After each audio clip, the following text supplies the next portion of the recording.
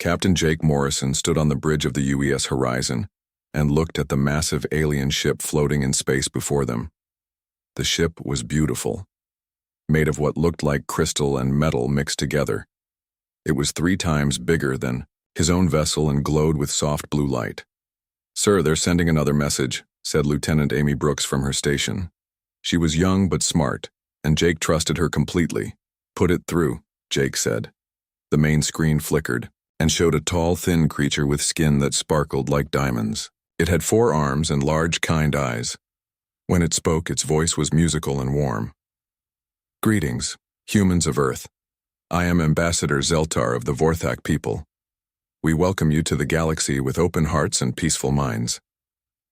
Jake stepped forward. He had practiced this moment many times, but his heart still beat fast.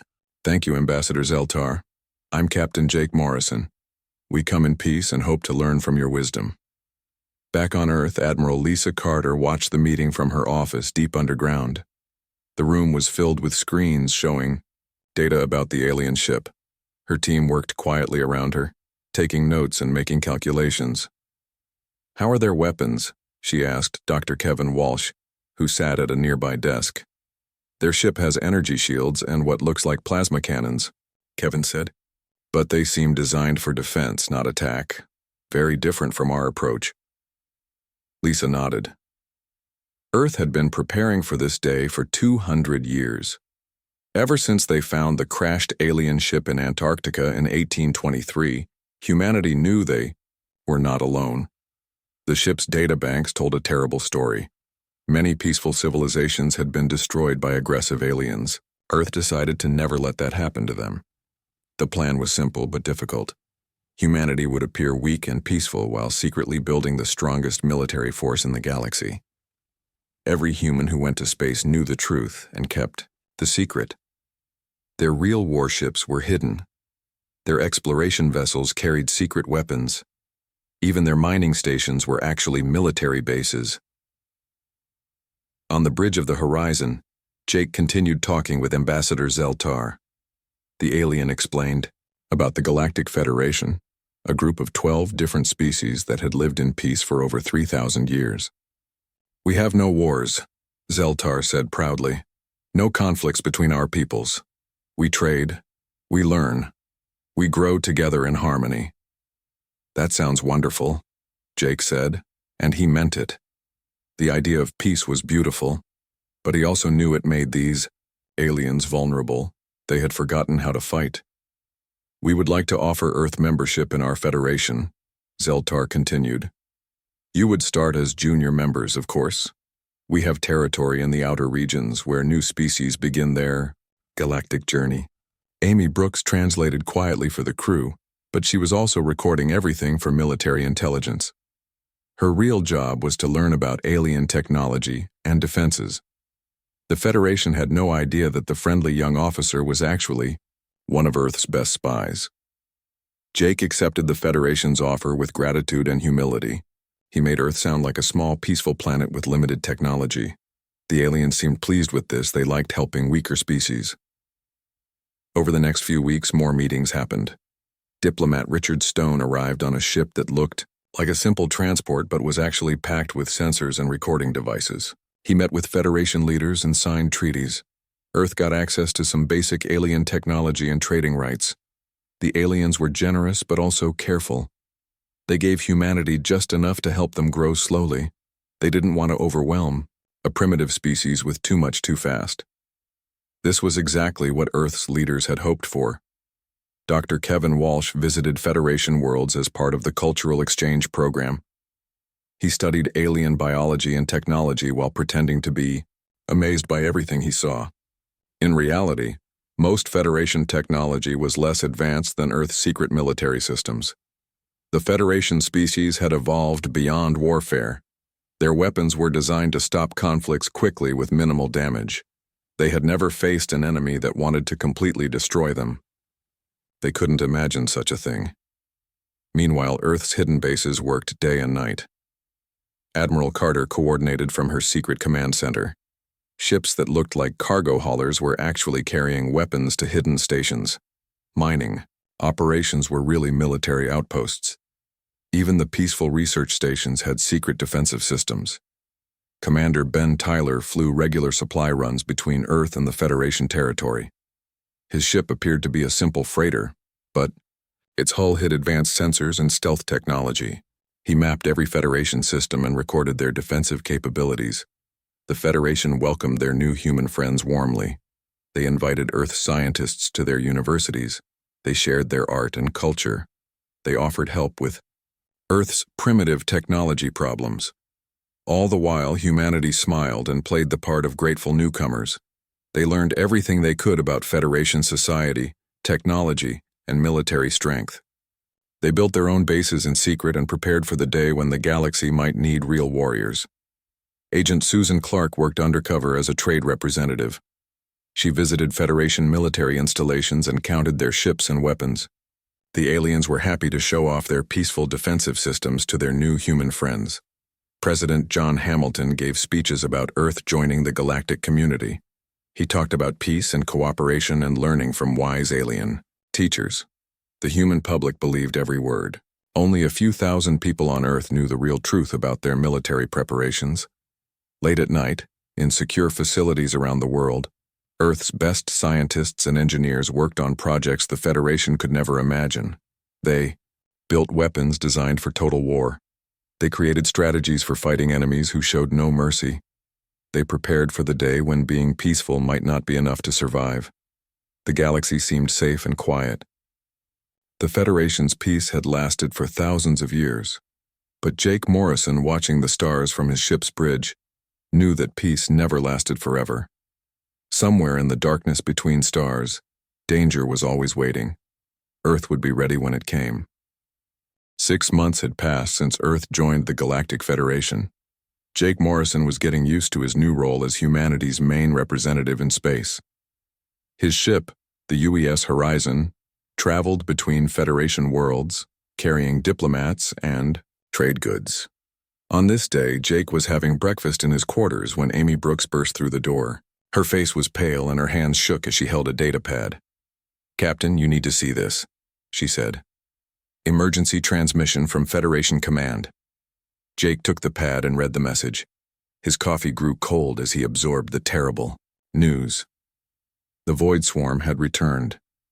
The Federation had thought the swarm was destroyed 3,000 years ago.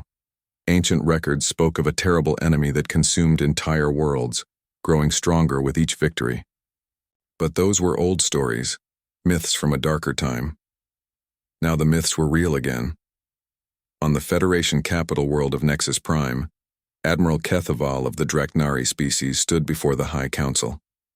His reptilian features showed worry and confusion. The Draknari were the Federation's military specialists, but even they had never faced anything like this. "The first reports came from our deep space monitoring stations," Kethaval explained to the assembled representatives.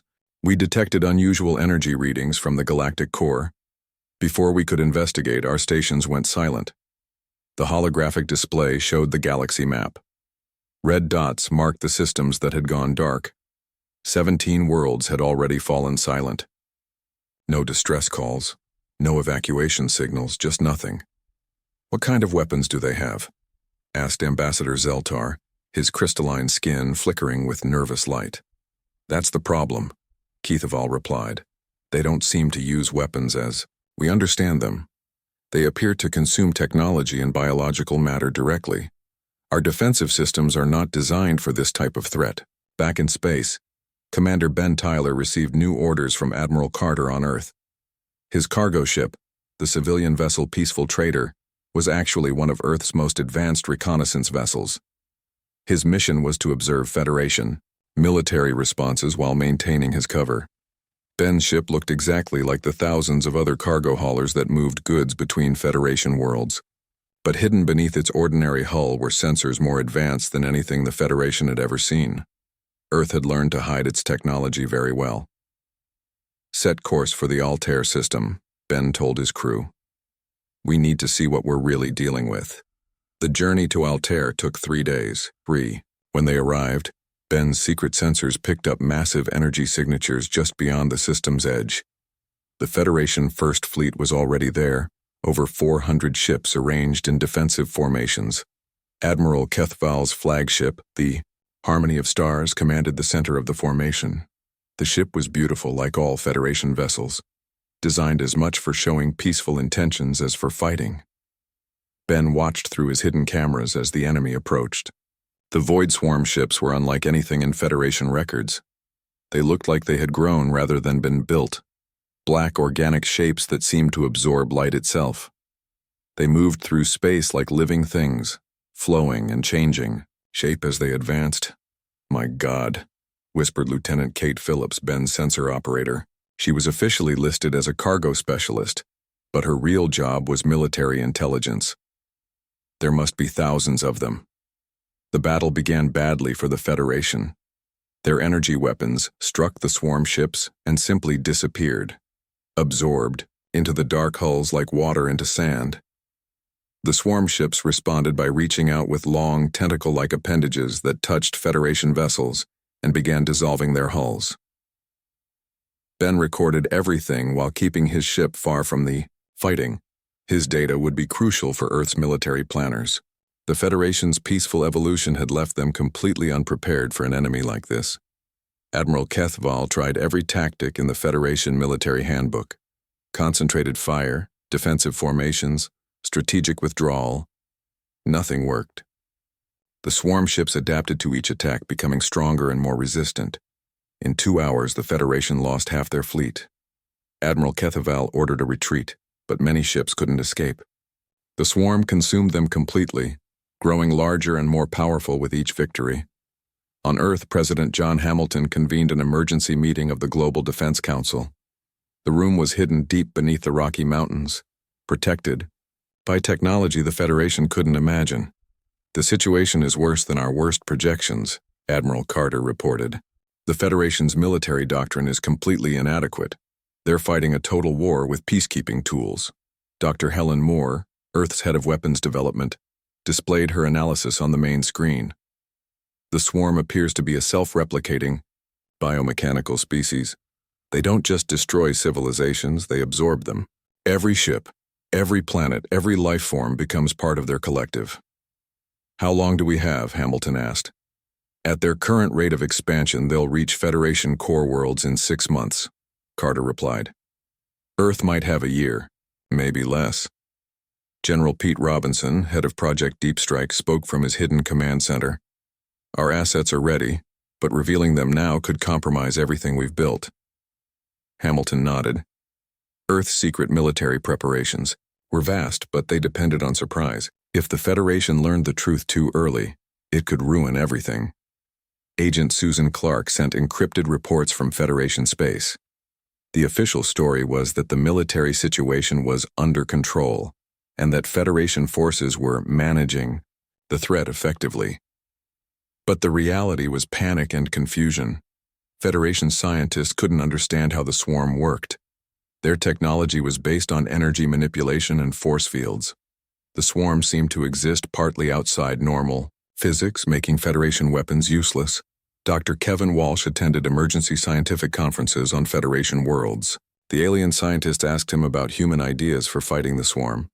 Kevin pretended that Earth's primitive technology had nothing useful to offer. Meanwhile, Earth's real scientists worked around the clock. Dr. Moore's teams had been studying the ancient alien wreck for 2 centuries. They understood warfare in ways the peaceful Federation had forgotten. "The key is thinking like predators instead of prey," Dr. Moore explained to her staff. "The Federation sees war as a problem to be solved peacefully. The swarm sees it as feeding time." Jake Morrison received orders to return to Earth for consultations. His ship joined a convoy of other human vessels that were supposedly being recalled for safety. In reality, they were returning to collect Earth's real military assets. As Jake's ship jumped to faster-than-light speed, he looked back at Federation space. Somewhere out there, the swarm was consuming worlds and growing stronger. The peaceful civilizations of the galaxy were facing extinction, and they didn't even know it yet. Earth knew. Earth had been preparing. Soon it would be time to show the galaxy what real warriors looked like. The Federation's long peace was ending. Humanity's secret war was about to begin. Captain Maria Santos stood in the hangar bay of what looked like a standard Federation cargo station. But appearances were deceiving. The station, officially called Mining Platform 7, was actually one of Earth's most advanced military bases. All around her, teams of workers were removing fake panels from cargo ships. Underneath the disguises were weapons that could destroy entire fleets. The ships had spent months pretending to be simple trading vessels. Now their true purpose was revealed. "How long until the squadron is ready?" Maria asked her chief engineer, Lieutenant Ryan Ford. 6 hours, Captain, Ryan replied. The plasma fusion cannons need final calibration. These new systems pack more firepower than anything the Federation has ever seen. Maria nodded and walked to the observation deck. Through the transparent aluminum windows, she could see dozens of other cargo ships undergoing the same transformation. Each one was becoming a deadly weapon of war. Far below on Earth, General Pete Robinson stood in the command center of Project Deep Strike. The facility was buried 3 miles underground, hidden beneath what appeared to be a simple farming community. "In Kansas, status report," he ordered. Major Tracy Bell stepped forward with her datapad. "Operation Ghost Fleet is proceeding on schedule. 73 hidden bases have been activated. Our stealth vessels are moving into position throughout Federation space." "What about the mobile platforms?" Pete asked. "All 17 asteroid bases are operational," Tracy replied. "The Federation still thinks they're natural rock formations.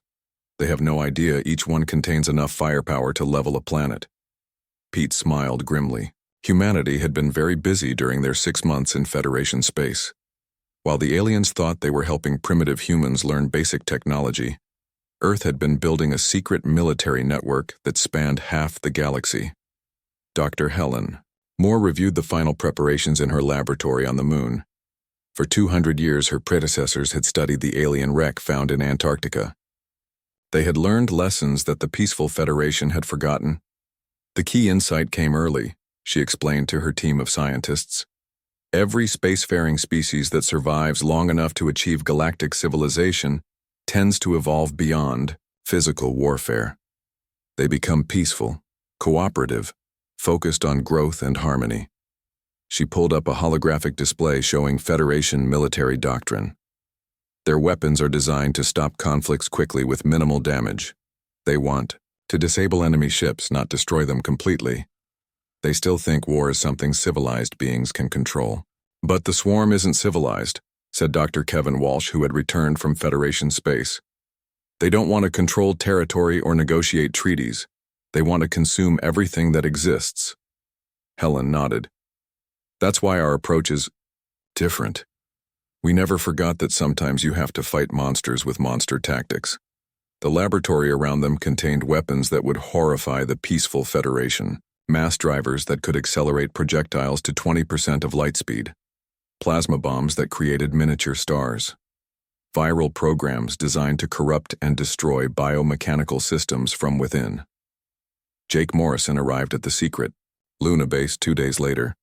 His ship, the UES Horizon, docked with what appeared to be a simple research station, but inside he found Admiral Lisa Carter waiting with the biggest surprise of his life. "Welcome to the real human space program, Captain," Carter said as she led him through corridors filled with military personnel and advanced equipment. They arrived at a massive hangar where the most beautiful and terrible ship Jake had ever seen was being prepared for launch. The UES Nemesis was over 1 kilometer long, armed with weapons that could crack planets, and equipped with technology centuries ahead of anything the Federation possessed. "For the past 6 months, we've been building this fleet while pretending to be grateful students," Carter explained. "Every human ship in Federation space has been carrying hidden weapons and sensors. Every mining station has been a military outpost. Every research facility has been developing new ways to fight total war." Jake stared at the massive warship. "How did we hide all this?" "Very carefully," Carter replied. "Our ships use adaptive camouflage that changes their appearance based on what the observer expects to see. Our bases are built inside asteroids and hidden behind energy shields. Our personnel are trained to think and act like civilians while being ready for combat at any moment." Amy Brooks joined them on the observation deck. She had shed her disguise as a simple communications officer and now wore the uniform of Earth's Military Intelligence Division. "The Federation is losing badly," she reported. "They've lost 47 systems in the past 2 weeks. Their military leaders are in complete panic. They're calling for every available ship to make a final stand." At the Kepler Nexus. Carter studied the tactical display. The Nexus is the most important trade hub in Federation space. If it falls, their economy collapses and the swarm will have a clear path to the core worlds. "Are we ready?" Jake asked. "More than ready," Carter replied. "The Federation thinks humanity can contribute 30 exploration vessels to the battle. They're about to discover what Earth's real fleet looks like." Commander Ben Tyler received his new orders while his ship was still disguised as a cargo hauler, but hidden panels in his hull were opening to reveal sensor arrays more advanced than anything in Federation space. "All units, this is Deep Strike. Command," came the encrypted transmission. "Operation Revelation begins now. Drop all pretenses and assume combat configuration." Around him, throughout Federation space, dozens of other civilian ships were receiving the same orders. The masquerade that had lasted 6 months was finally ending. Lieutenant Kate Phillips worked frantically at her station, coordinating with other hidden Earth assets. "Stealth Squadron 7 is in position. Ghost Platform Delta is ready for orbital bombardment. All units report ready for combat operations." The transformation was remarkable. In minutes, Earth's hidden fleet changed from a collection of innocent trading vessels into the most advanced military force the galaxy had ever seen. On the Federation capital world, Ambassador Richard Stone maintained his diplomatic role even as Earth's true nature was about to be revealed. He sat in the High Council chamber, listening to reports of military disasters while knowing that help was coming. "The situation grows worse by the hour," Admiral Kethval reported to the assembled species representatives. "We need every ship, every weapon, every hope we have left." Stone stood slowly. "The people of Earth stand ready to help in any way we can." He didn't mention that Earth's way of helping would shock the galaxy to its core. President Hamilton gave the final authorization from his bunker deep beneath Washington. All Earth forces are authorized to engage. Rules of engagement are set to total warfare protocols. Show the galaxy what humans do when our friends are threatened. Across space, Earth's hidden arsenal came alive. Ships that had pretended to be weak revealed themselves as unstoppable weapons of war. Bases that looked like rocks became orbital fortresses. Personnel who had acted like peaceful explorers became the most dangerous soldiers the galaxy had ever seen. The Federation was about to learn that their newest members had been preparing for this moment for 200 years. Earth had joined the galactic community not as students but as secret guardians. The galaxy's long peace was ending. Humanity's hidden war was about to begin. The silence after battle was always strange. Captain Jake Morrison stood on his bridge and watched the wreckage floating in space around the Kepler Nexus. Pieces of destroyed swarm vessels drifted among the debris of Federation ships, but the immediate threat was over. "Casualty report," he requested from Amy Brooks. "Federation losses are heavy, sir. Over 1,500 ships destroyed or damaged, but the swarm retreat appears to be complete." Amy paused before adding, "Human losses were minimal. 17 ships damaged, none destroyed."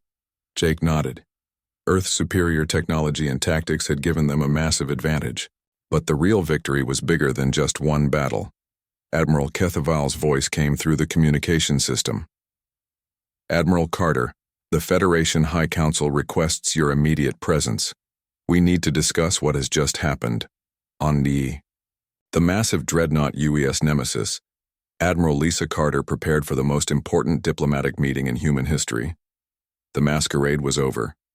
Earth could no longer pretend to be a primitive species learning from their galactic neighbors. The Federation Council chamber had never seen such a gathering. Representatives from all 12 member species sat in their traditional seats, but their expressions showed confusion and fear instead of the usual calm cooperation. Admiral Carter entered the chamber wearing her full military uniform. Behind her walked Ambassador Richard Stone, who no longer needed to pretend he was just a simple diplomat. The weapons and sensors hidden throughout the chamber told him that every species was taking this meeting very seriously. Please explain how Earth developed such advanced military capabilities, began Ambassador Zeltar, his crystalline skin flickering with nervous energy. 6 months ago, you were barely capable of faster-than-light travel. Carter stood at the IW center of the chamber and began the explanation that would change galactic politics forever. The truth is, Ambassador, that humanity has been preparing for this day for over 200 years. She activated a holographic display that showed Earth's timeline. In 1823, we discovered a crashed alien spacecraft in Antarctica. The ship's databanks contained records of your galaxy's history, including many civilizations that were destroyed by aggressive species. Gasps echoed around the chamber. The Federation had no records of any ship reaching Earth's system. We learned that peaceful civilizations often fall to aggressive ones unless they are protected by those willing to remain warriors, Carter continued.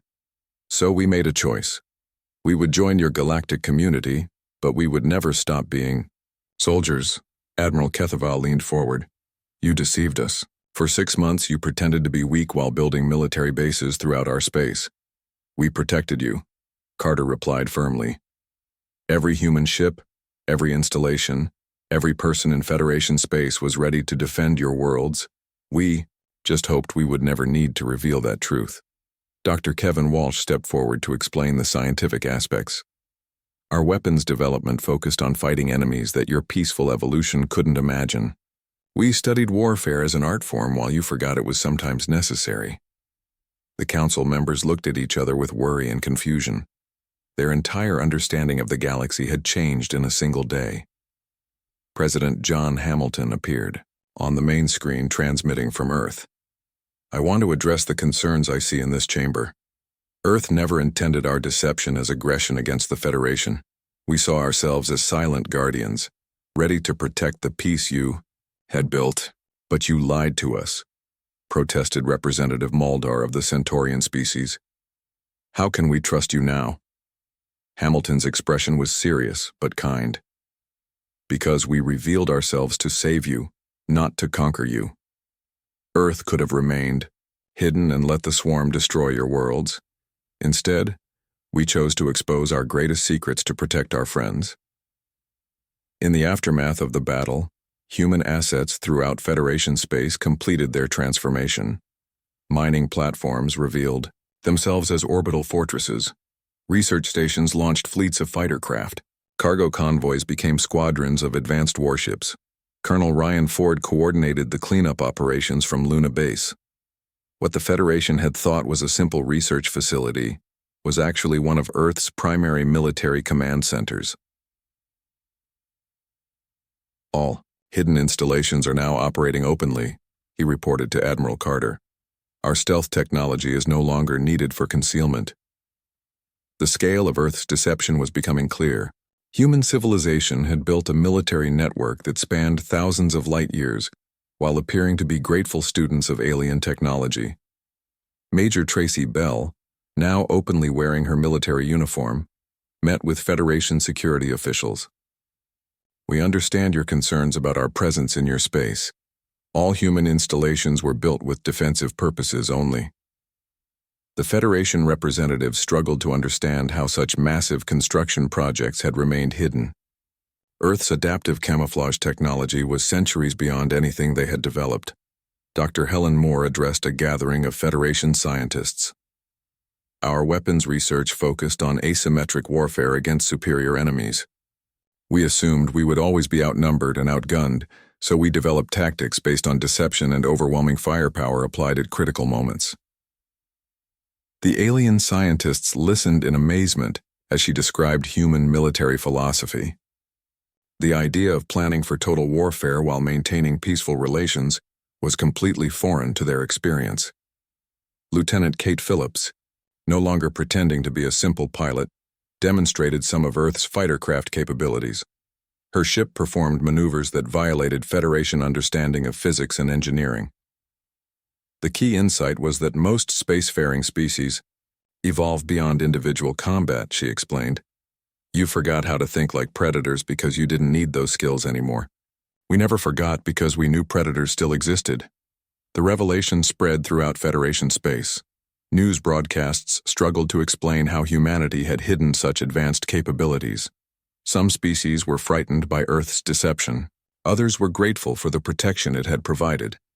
Captain Maria Santos met with Federation fleet commanders to explain human tactical doctrine.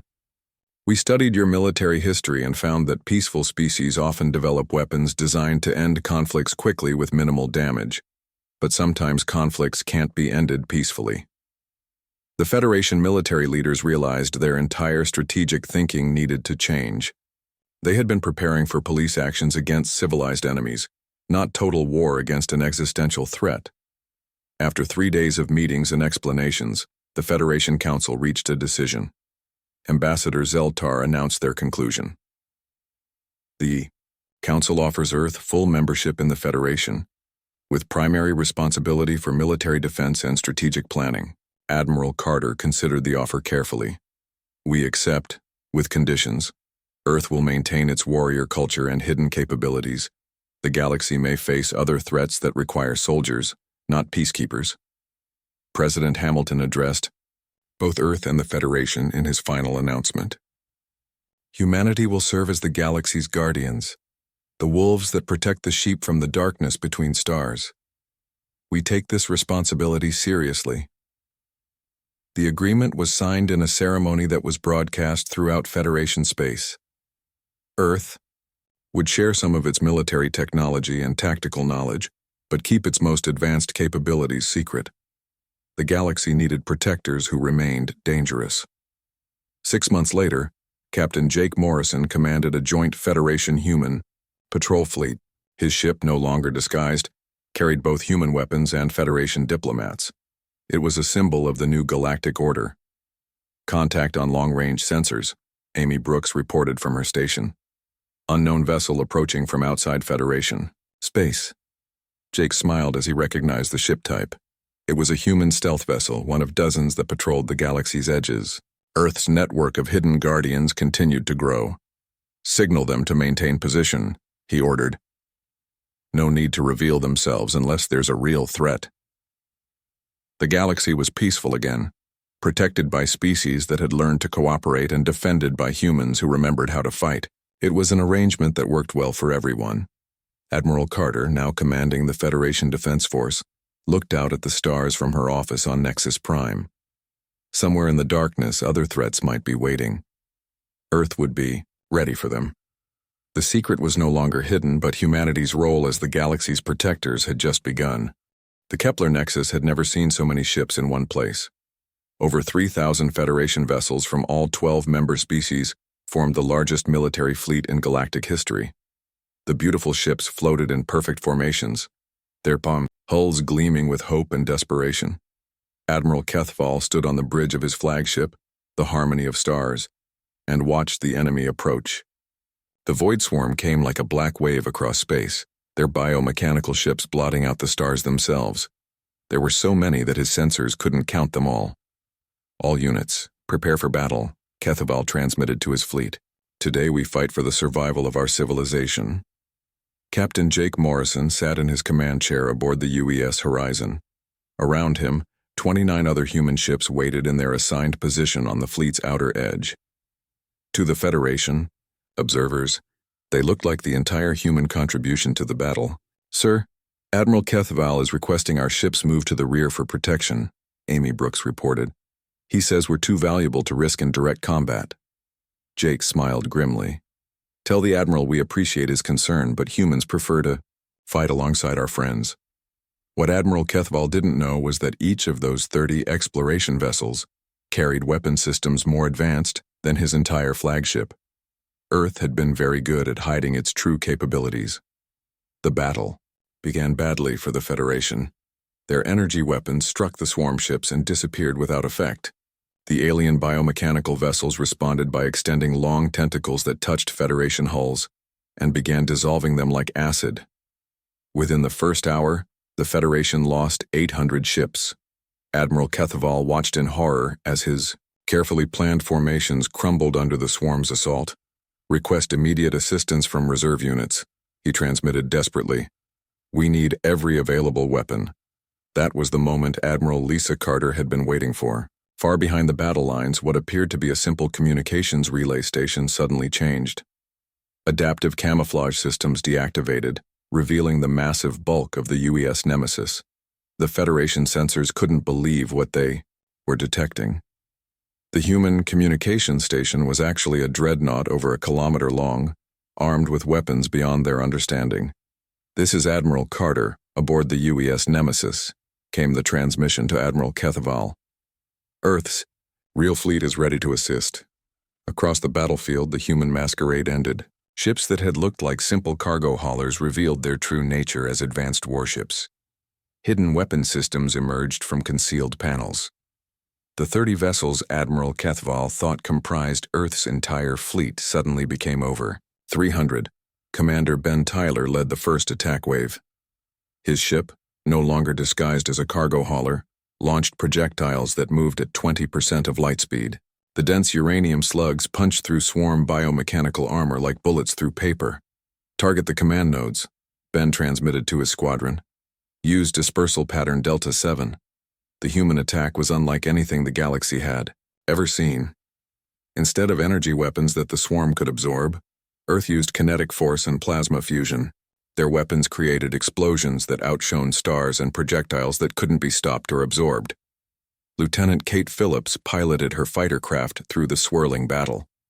Her ship looked small compared to the massive swarm vessels, but it carried weapons based on 2 centuries of human military development.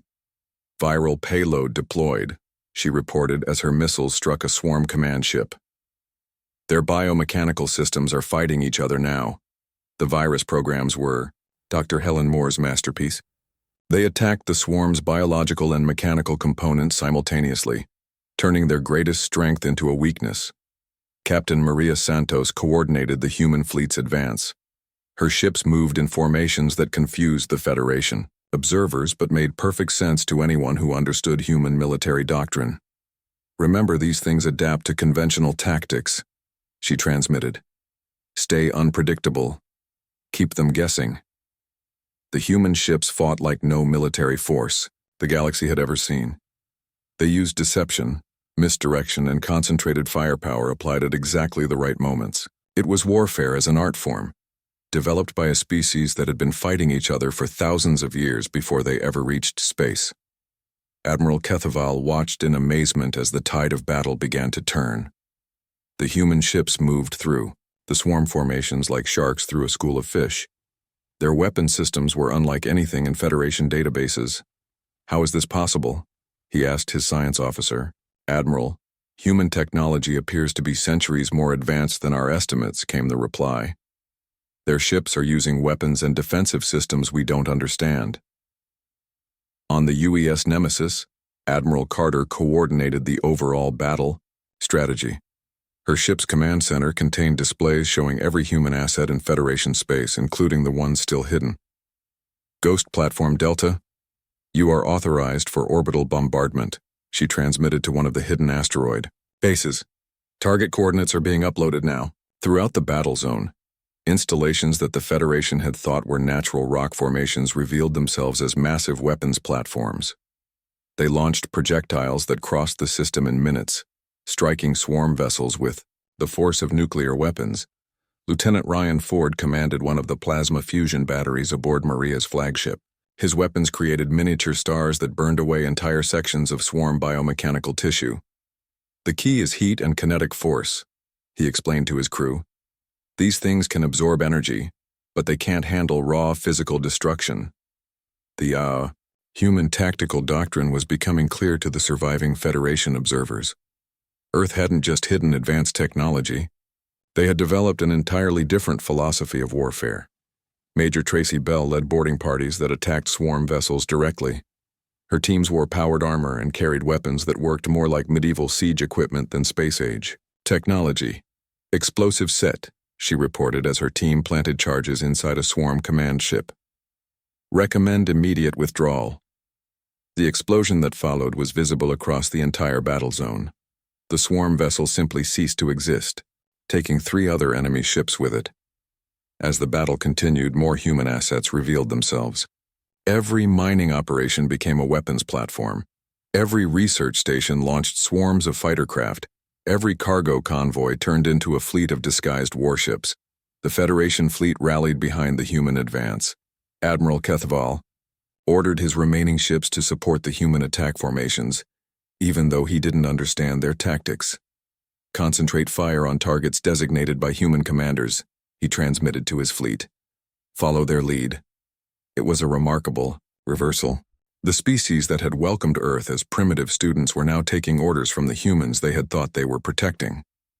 Dr. Kevin Walsh, aboard one of the human medical ships, watched the battle through the ship's sensors. The vessel looked like a simple hospital ship, but it was actually coordinating rescue operations for both human and Federation personnel.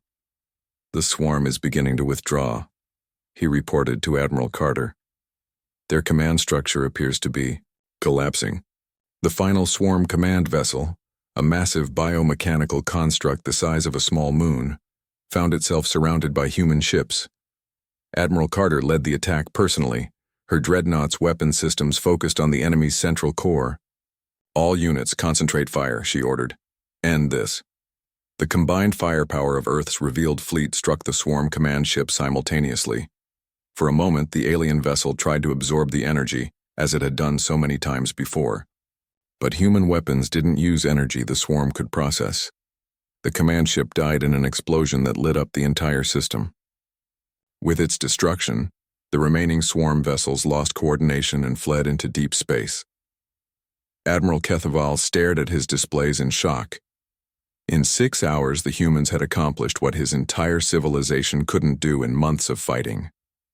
They had not just defeated the swarm but completely routed them. Admiral Carter, he transmitted. How did you develop such advanced military capabilities? Carter's reply was simple and honest. We never stopped being warriors, Admiral. We just learned to hide it well. The battle was over, but the revelation was just beginning. The galaxy now knew that their newest members were actually their most powerful protectors.